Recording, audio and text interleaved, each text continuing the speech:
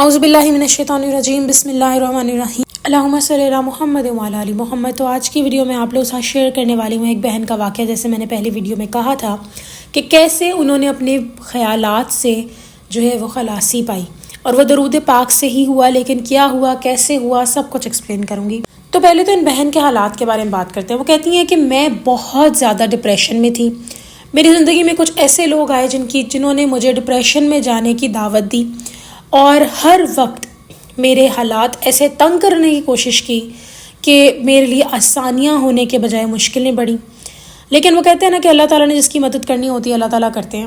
تو وہ کہتی ہیں کہ میرے ساتھ ایسا ہوا کہ میں ہر وقت جیسے ہوا میں بندہ لڑتا ہے، کہتی میرے ساتھ وہ حساب ہو گیا تھا، اور میں ہوا میں لڑنا شروع ہو گئی تھی کہ کبھی میں کوئی کام کر رہی ہوتی، مجھے خیال آ جاتا کہ اچھا اگر فلاں وقت میں وہ تمہارے ساتھ یہ کریں گے تو تم ان کو کیا جواب دو گے، اور وہ کہتی ہے وہ لٹرلی وہ بولنے لگ جاتی تھی کہ میں ایسے کروں گی اگر انہوں نے مجھے، اور وہ کہتی ہے اس ٹائم ابھی وہ لوگ میرے سامنے بھی نہیں ہوتے تھے تو مجھے اس طرح کے خیالات آنے لگ جاتے تھے۔ تو یہ ایک ڈپریشن کی سیریس حالات ہے کہ اتنا انسان کے دماغ کے ساتھ لوگ دماغ خراب کر دیتے ہیں ان کا، کہ شیطان تو چاہتا ہی ہے کہ ہمارا دماغ خراب ہو، وہ بھی اپنا پارٹ پلے کر رہا ہوتا ہے، لیکن جو انسان بھی اپنا پارٹ پلے کر جاتے ہیں ظاہر ہے ان کو بھی شیطانی جو ہے وہ کرواتا ہے، لیکن انسان کے اختیار میں ہے صحیح غلط کا فیصلہ کرنا۔ اور تو وہ کہتی ہیں بس میں پریشان تھی بہت زیادہ، مجھے کچھ سمجھ نہیں آ رہا تھا، اور میں اس طرح بیٹھے بیٹھے مجھے اتنے برے برے خیالات آتے تھے کہ میں اپنے دماغ کو پکڑ لیتی تھی، میں کہتی بس میں یہ خیالات نہیں سوچنا چاہتی، اتنے برے خیالات ان کو آتے تھے۔ پھر وہ کہتی ہیں کہ انہوں نے آڈیو بکس کا سہارا لیا۔ آڈیو بکس یعنی کہ جو آڈیوز میں کتابیں ہوتی ہیں، آڈیو کی ایپس ہوتی ہیں، ان کے اندر ہوتی ہیں۔ کہتی میں نے ان کو سننا شروع کر دیا، اپنے آپ کو کیسے امپروو کرنا ہے، برے خیالات سے کیسے نکلنا ہے، اس قسم کے جو بھی سائیکالوجی نے بکس بنائی ہیں وہ ساری کہتی میں نے اردو میں سننا شروع کر دی۔ اب وہ کہتی ہیں کہ جب میں نے یہ سب بکس سننا شروع کی وہ کہتی تب بھی میرے دماغ میں خیالات تو وہی تھے، میں جتنا مرضی کوشش کر لوں، جب وہ بک نہیں چل رہی ہوتی تھی میرے دماغ میں خیالات تھے، اور کبھی کبھی وہ بک چلتے ہوئے بھی خیالات آنے لگ جاتے تھے اور پتہ ہی نہیں چلتا تھا کب میں بک سننا چھوڑ کے میرا دماغ ان خیالات کی طرف چلا جاتا تھا۔ بس پھر کیا تھا، وہ کہتی ہیں کہ میں نے درود پاک پڑھنا شروع کیا۔ پہلے وہ کہتی ہیں کہ میں نے چھوٹا درود پاک پڑھنا شروع کیا، اللہم صلی علی محمد وعلی آل محمد، اور وہ کہتی ہیں اس کے بعد میں درود ابراہیمی کی طرف آ گئی۔ جیسے میں ہمیشہ آپ لوگوں کو کہتی ہوں کہ جو درود پاک آپ کا پڑھنا نصیب میں ہے اس کی طرف آپ خود ہی آ جائیں گے، تو بس ان کا درود ابراہیمی پڑھنا نصیب میں تھا، وہ اس طرف آ گئیں۔ اور وہ کہتی ہیں ان کے لیے درود ابراہیمی پڑھنا بہت مشکل لگتا تھا ان کو، کہ شاید وہ نہیں آ سکتی اس کی طرف۔ وہ ہوتا ہے نا ہم میں سے اکثر لوگ ایسے ہیں جو کہتے ہیں جی درود ابراہیمی بہت لمبا ہے، ہم کیسے پڑھیں؟ تو کہتی میرا بھی یہی خیال تھا کہ کیسے پڑھوں، لیکن جب اللہ لگانے پر آتا ہے تو بس پھر آپ لگ جاتے ہیں، آپ کو پھر وہ بڑا چھوٹا کچھ نہیں لگتا، وہ بڑا درود پاک بھی آپ کی زبان پہ چھوٹا اور آسان ہو جاتا ہے۔ تو ان کے ساتھ بھی یہی تھا۔ اور وہ کہتی ہیں کہ میں درود پاک پڑھتی چلی گئی، اور میرے ساتھ یہ ہوا کہ مجھے خیالات آنا بند ہو گئے، اور جب آتے بھی تو فوراً میں انہیں جھٹکتی اور وہ آسانی سے جھٹک جاتے۔ پہلے تو وہ کہتی ہیں انہیں سر پکڑ لیتی تھی اور جھٹکنے کی کوشش کرتی تھی، جھٹکے نہیں جاتے تھے، لیکن اب وہ کہتی ہیں کہ میں جیسے ہی کوئی برا خیال آئے اور میں کہتی کہ میں اس کو جھٹک دینا چاہتی ہوں، وہ جھٹک جاتا تھا، آسانی ہونا شروع ہو گئی اللہ تعالیٰ کے کرم سے۔ اور وہ کہتی ہیں کہ درود پاک نے دنوں میں، کہتی ہے میں کتنے سالوں سے لگی ہوئی تھی، لیکن درود پاک نے دنوں میں میرے برے خیالات مجھ سے دور کر دیے، اور اتنی آسانی سے دور کر دیے کہ میں سوچ بھی نہیں سکتی تھی۔ تو یہ ساری باتیں دیکھیں درود پاک کا کرم ہے۔ آپ لوگ اکثر اوقات کہتے ہیں کہ ہم لوگ پریشان ہیں، میں نے تو خیر لاسٹ ویڈیو بنائی تھی جس میں نے ایکسپلین کیا تھا کس طریقے سے آپ برے خیالات کو دور کر سکتے ہیں، لیکن بات بتانے کی یہ ہے کہ جب آپ درود پاک پڑھنا شروع کر دیتے ہیں، پہلے آپ کو خیالات جھٹکنے ہوتے ہیں، اور پھر اب تو میں نے یہ بتا دیا کہ آپ دعا مانگیں، اور آئی ہوپ بہت سارے لوگوں کے خیالات برے نہیں آتے ہوں گے، اب ان کو انشاءاللہ میری دعا ہے کہ اللہ تعالیٰ ان لوگوں کو برے خیالات سے دور رکھے، آمین ثم آمین۔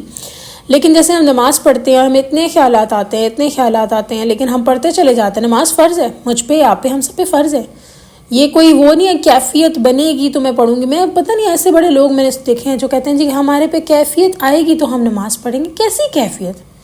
ایک چیز فرض ہے، آپ کوئی جاب کر رہے ہیں، آپ کو اوپر کیفیت نہیں ہے، نہیں دل کر رہا صبح اٹھنے کا، تو کیا آپ جاب پہ نہیں جائیں گے؟ جائیں گے، ضرور جائیں گے، پیسے آ رہے ہیں، تو کیا دوزخ سے نہیں بچنا ہم نے؟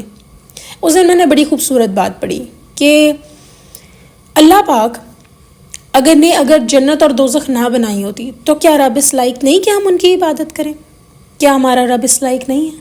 بالکل ہے، ہم اس قابل نہیں ہیں، ہمیں توفیق ملے گی تو ہم عبادت کریں گے نا، مجھے آپ کو توفیق ملے گی تو ہم درود پاک پڑھیں گے نا۔ کبھی دیکھیں آپ لوگوں نے اکثر ہم درود پاک پڑھ ہی نہیں پاتے، توفیق نہیں ملتی، اور وہ وقت سب سے زیادہ ڈر جانے والا ہوتا ہے میرے لیے۔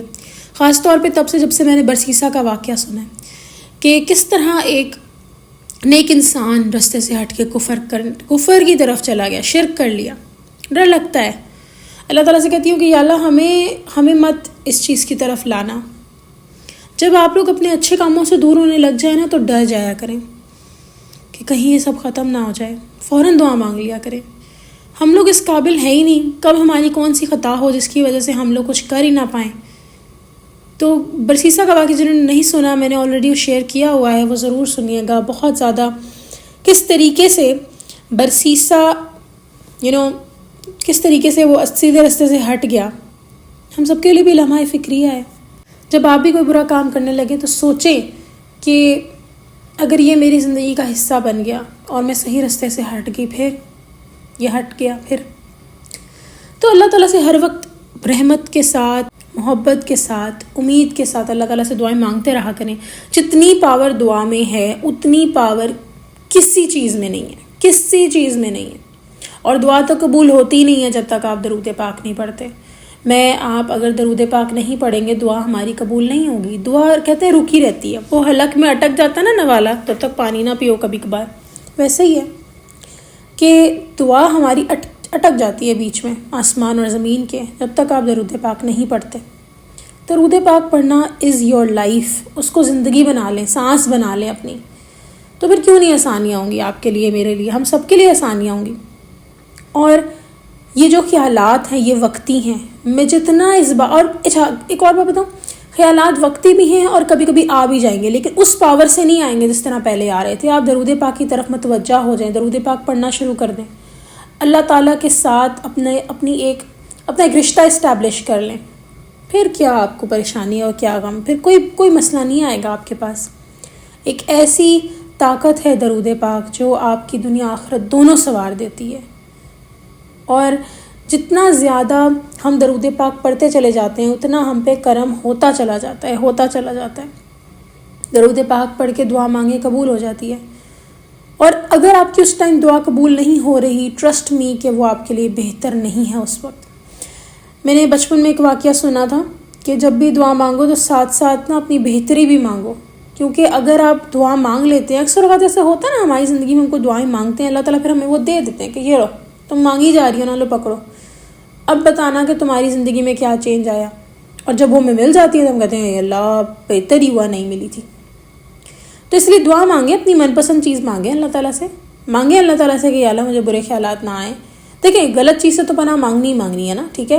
کبھی کبھار تو آپ کا صبر بھی چیک کیا جا رہا ہوتا ہے، جتنا صبر چیک کیا جا رہا ہوتا ہے اتنا اجر ملنا ہے انشاءاللہ. تو جب آپ کی کوئی دعا دنیاوی معاملات میں پوری نہ ہو رہی ہو اور آپ دعا مانگے جا رہے ہیں یا اللہ یہ مل جائے، یا اللہ وہ مل جائے، اور وہ جب آپ کو نہیں مل رہا ہوتا تو ساتھ ساتھ یہ بھی دعا کریں کہ یا اللہ بہتر وقت میں ملے، یا اگر آپ کے اختیار میں سب کچھ ہے مجھے بہتری کے ساتھ دینا، میرے حق میں بہتر ہو. جب بہتری مانگ لیتے ہیں نا آپ، پھر کوئی ٹینشن نہیں ہونی چاہیے ہمیں، کیونکہ بہتری ایک ایسی چیز ہے جب ہم نے وہ مانگ لی اللہ پاک ہماری مدد کر ہی دیں گے. بہت سارے لوگوں کی بہت دیر بعد دعا مکمل ہوتی ہے. آپ یوں سمجھ لیں کہ ان کو ملتی ہے ان کی مراد. کیا پہلے نہیں مل سکتی؟ بالکل مل سکتی، لیکن وقت نہیں تھا نا. ٹھیک، قرآن پاک میں اللہ تعالیٰ نے کہا ہے میں نے ہر چیز کا اندازہ مقرر کر کے رکھا ہوا ہے. تو جب اندازہ اللہ تعالیٰ نے ہر چیز کا مقرر کر رکھا ہے، پھر آپ سوچیں نا، آپ بھی گھر میں اپنے ہیں، کوئی کام کر رہے ہیں، اپنے بچے کو کوئی چیز نہیں اس ٹائم دے رہے، تو آپ نے بھی کوئی اندازے کے ساتھ چیز رکھی ہوئی ہے نا کہ اچھا اگر اس ٹائم یہ چیز کو دے دی تو فلاں وقت میں اس کی طبیعت خراب ہو جائے گی. آپ کا بچہ کیچپ مانگ رہا ہے، گلا خوب خراب ہے، کیا کریں گے آپ؟ دے دیں گے اٹھا کے ڈھیر ساری کیچپ گلے میں؟ خدا نخواستہ آج کل ایک بیماری استغفر اللہ چھوٹے بچوں کو ہو رہی ہے، پس فالیکلز اس کے اندر بن جاتے ہیں گلے کے اندر. اس میں کہتے ہیں کہ کھٹی توش چیزیں نہیں دینی. تو کیا آپ دے دیں گے اٹھا کے؟ نہیں دیں گے، بالکل نہیں دیں گے ہم. تو کیا اللہ تعالیٰ بھی آپ کو وہ چیز دے دیں جو آپ کے لیے کہہ لے کہ ٹینشن والی چیز ہے؟ اللہ تعالیٰ کیوں دیں آپ کو وہ چیز؟ اللہ تعالیٰ از ویری رحیم و کریم. ہمیں بس ان کے رحمان ہونے کے، ان کے فیصلے پر ٹرسٹ کرنا، لیکن دعا مانگنا نہیں چھوڑنی. انشاءاللہ نیکسٹ ویڈیو میں پھر حاضر ہوں گی، تب تک کے لیے اللہ حافظ.